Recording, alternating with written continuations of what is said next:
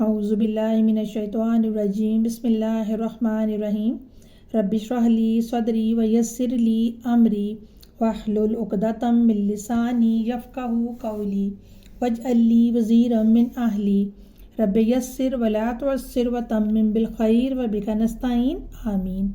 السلام علیکم ورحمۃ اللہ وبرکاتہ۔ خلیفہ دوم حضرت عمر فاروق رضی اللہ تعالیٰ عنہ سیریز کا یہ 7واں پروگرام ہے۔ حضرت عمر بن خطاب رضی اللہ تعالیٰ عنہ کی خلافت کا آغاز امت مسلمہ کی تاریخ میں ایک نہایت فیصلہ کن اور بصیرت افروز مرحلہ تھا۔ حضرت ابوبکر صدیق رضی اللہ تعالیٰ عنہ کی وفات کے بعد جب حضرت عمر رضی اللہ تعالیٰ عنہ نے منصب خلافت سنبھالا تو آپ نے سب سے پہلے اللہ تعالیٰ کے حضور عجز و انکسار کے ساتھ ذمہ داری کا اعتراف کیا اور امت کو یہ یقین دلایا کہ یہ حکومت ان کے لیے عزت یا طاقت کا ذریعہ نہیں بلکہ ایک بھاری امانت ہے۔ آغاز خلافت ہی میں آپ نے اپنے خطبہ خلافت کے ذریعے حکمرانی کے بنیادی اصول وضع کر دیے، اور وہ اصول کیا تھے کہ کمزور کا حق طاقتور سے دلوانا، ظلم کے دروازے بند کرنا اور شریعت الہی کے فیصلوں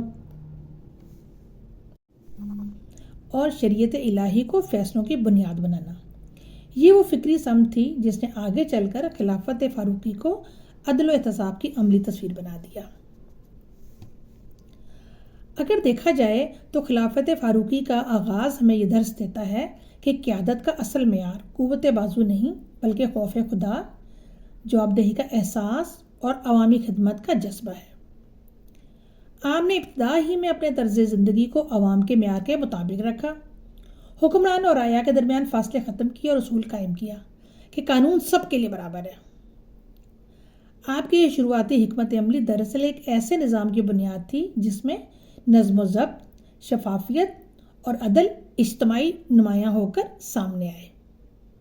یوں خلافت فاروقی کا آغاز صرف اقتدار کی تبدیلی نہیں بلکہ ایک مکمل فکری عملی انقلاب کی تمہید تھا جو آج بھی قیادت اور حکمرانوں کے لیے ایک زندہ نصاب کی حیثیت رکھتا ہے۔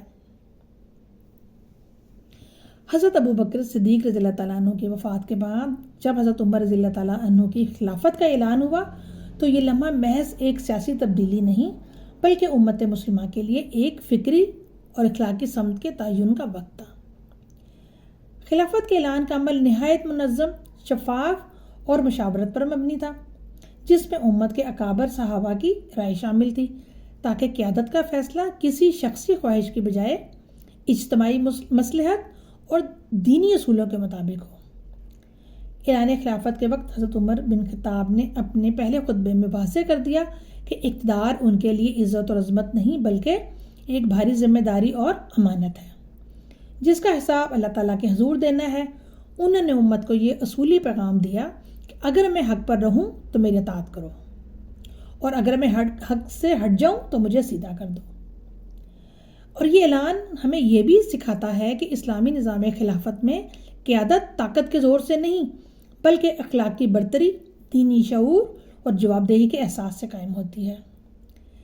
خلافت کا یہ اعلان دراصل ایک ایسے نظام حکمرانی کی بنیاد تھا جس میں عدل، احتساب، مشاورت اور عوامی خدمت کو مرکزی حیثیت حاصل تھی، اور یہی وہ فکری بنیاد ہے جس نے خلافت فاروقی کو تاریخ اسلام کا ایک مثالی دور بنا دیا۔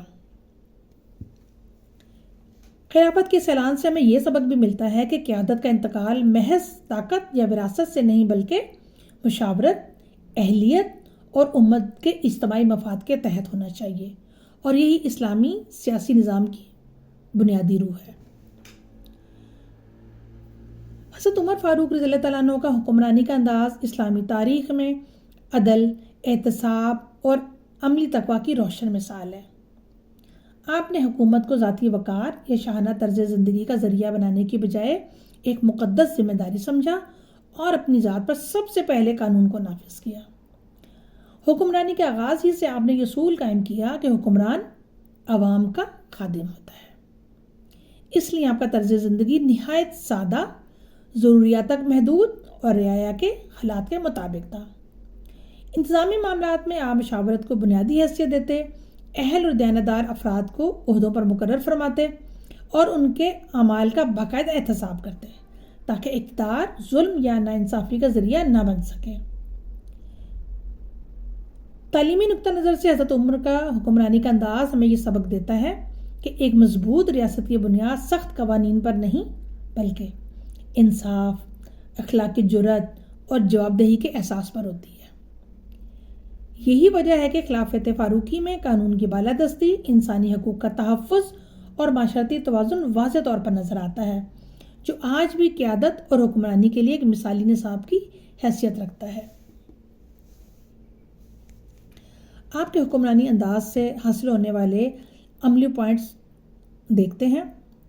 حکمرانی امانت ہے، اعزاز نہیں، یعنی قیادت کو اختیار نہیں بلکہ ذمہ داری سمجھا جائے، جس کا حساب اللہ اور عوام دونوں کے سامنے دینا ہے۔ دوسرا پوائنٹ، قانون سب کے لیے برابر ہو، تو حکمران، افسر اور عام شہری سب ایک ہی قانون کے تابع ہوں، یہی حقیقی عدل کی بنیاد ہے۔ نمبر 3، سادگی اور قربت عوام۔ حکومت کا طرز زندگی عوام کے معیار کے قریب ہو تاکہ رعایا کے مسائل حقیقی طور پر سمجھے جا سکیں۔ ایسا نہ ہو کہ حکمرانوں کا تو اپنا جو طرز زندگی ہے وہ بہت اونچا ہو اور عوام جو ہے وہ پستر ان کا معیار زندگی ہو کہ آپ ان کے پرابلمس کو سمجھ ہی نہ پائیں۔ نمبر 4، مشاورت کو فیصلہ سازی کی بنیاد بنانا۔ تو اہم معاملات میں اہل رائے سے مشورہ کرنا مضبوط اور متوازن فیصلوں کا ذریعہ بنتا ہے، اور مشاورت بھی ان سے کرنی چاہیے جو اس کے اہل ہوں۔ نمبر 5، اہلیت اور دیانت کی بنیاد پر تقرری۔ تو عہدے قابلیت اور امانت کی بنیاد پر دیے جائیں، نہ کہ تعلقات یا ذاتی پسند پر۔ اس پر تو ہمیں بہت زیادہ عمل کرنے کی ضرورت ہے۔ مؤثر احتسابی نظام۔ افسران اور ذمہ داران کا مسلسل احتساب بدعنوانی کو روکتا اور نظام کو شفاف بناتا ہے۔ نمبر 7، کمزور طبقے کا تحفظ۔ تو ریاست کی اصل طاقت کمزوروں کے حقوق کے تحفظ میں ہے، نہ کہ طاقتوروں کی خوشنودی میں۔ نمبر 8، فیصلہ سازی میں جرات۔ تو عدل کے نفاذ میں مصلحت یا دباؤ کو آڑے نہ آنے دیا جائے بلکہ جرات کے ساتھ صحیح اور درست فیصلے نافذ کیے جائیں۔ نمبر 9، سب سے اہم پوائنٹ یہ ہے کہ خوف خدا اور جواب دہی کا احساس قائم رہے۔ حکمرانی کی روح اللہ تعالیٰ کے سامنے جواب دہی کے یقین میں پوشیدہ رہے۔ ہر وقت یہ خوف طمأنین گیر رہنا چاہیے کہ ہم نے اپنے ہر پل کا حساب اللہ تعالیٰ کو دینا ہے۔ حضرت عمر فاروق کا حکمرانی کا یہ انداز ہمیں سکھاتا ہے کہ کامیاب قیادت وہی ہے جو عدل، تقوی، احتساب اور عوامی خدمت کو اپنی بنیاد بنائے، اور یہی اصول ہر دور کے لیے قابل عمل ہے۔ اللہ تعالیٰ سے دعا ہے کہ اے اللہ ہمیں حضرت عمر فاروق رضی اللہ تعالیٰ عنہ کے عدل، تقوی اور احساس ذمہ داری کا ایک ذرہ عطا فرما۔ ہمیں حق کہنے، حق سننے اور حق پر عمل کرنے کی توفیق دے۔ اے رب کریم، ہمارے دلوں میں خوف خدا، انصاف کی محبت اور خدمت خلق کا جذبہ پیدا فرما۔ ہمیں ہر سطح پر دیانتدار، بااصول اور جواب دہ بنا دے، اور ہماری قیادتوں کو عدل فاروقی کی روش پر چلنے کی ہمت اور بصیرت عطا فرما۔